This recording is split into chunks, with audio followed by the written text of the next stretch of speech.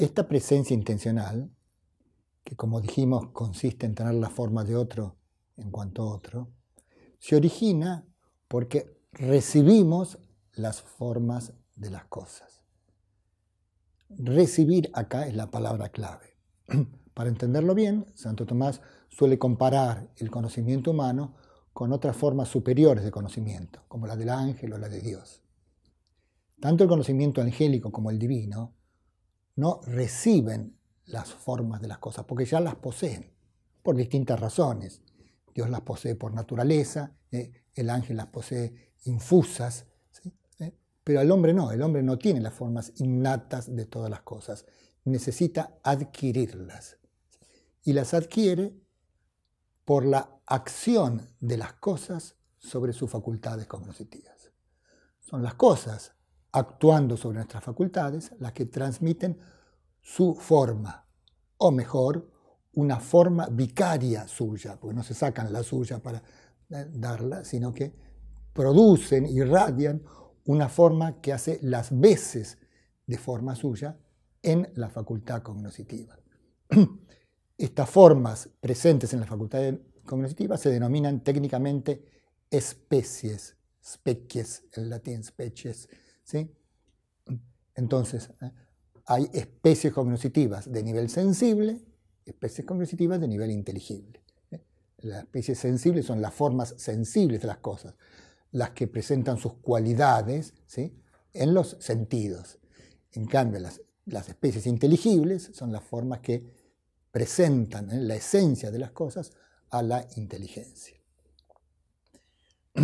Como estas formas se imprimen en la facultad cognitiva, en los sentidos o en el intelecto, se denominan especies impresas. Tenemos así entonces una especie sensible impresa o una especie inteligible impresa, ¿sí? Pero hay que prestar bien atención a lo siguiente. La especie no es lo conocido. Lo conocido es la cosa. La especie es aquello por lo cual conocemos la cosa. La especie no es una representación, la especie impresa no es una representación de la cosa. No es como un cuadro de la cosa que viene y se mete en mi mente y entonces yo viendo ese cuadro, ¿sí? No lo es. La filosofía moderna, en parte, una buena parte suya, entendió así el conocimiento. Tanto del lado racionalista de Descartes como del lado empirista, un Locke, por ejemplo. Los dos consideran que lo que conocemos son nuestras ideas. Pero si esto es así, surgen dos graves dificultades. Uno, si conocemos las ideas, no conocemos las cosas. ¿Cómo sé yo que esas ideas corresponden a las cosas reales que están afuera? El gran problema del puente de toda la nociología moderna, ¿sí? Pero hay dos, tampoco explico el conocimiento, no hago más que retrotraerlo.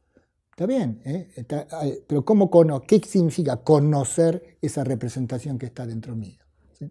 Por eso Santo Tomás subraya siempre que la especie entonces no es lo conocido, id quod cognoscitur, sino aquello por lo cual conocemos, id quo, con una sola letra, pero la diferencia es esencial entonces, ¿sí?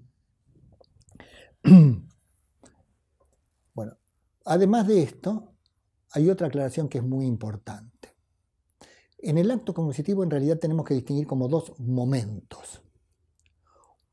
Un primer momento es puramente receptivo, es pasivo. La facultad recibe, por acción de la cosa, la forma vicaria, la especie que se imprime en ella, que la determina a la facultad. Santo Tomás suele llamar formatio a este primer momento. Pero aquí todavía no hay conocimiento explícito. Es necesario un segundo momento, ahora sí activo. La facultad, una vez determinada por la especie, produce el acto de conocer. El acto de conocer es producido por el sujeto a través de sus facultades, sensibles o intelectuales, ¿no es cierto? Porque es un acto de él, es el sujeto el que conoce. Lo que sí podríamos decir, para completar esta idea, es que entonces ese acto de conocimiento reconoce una doble causalidad.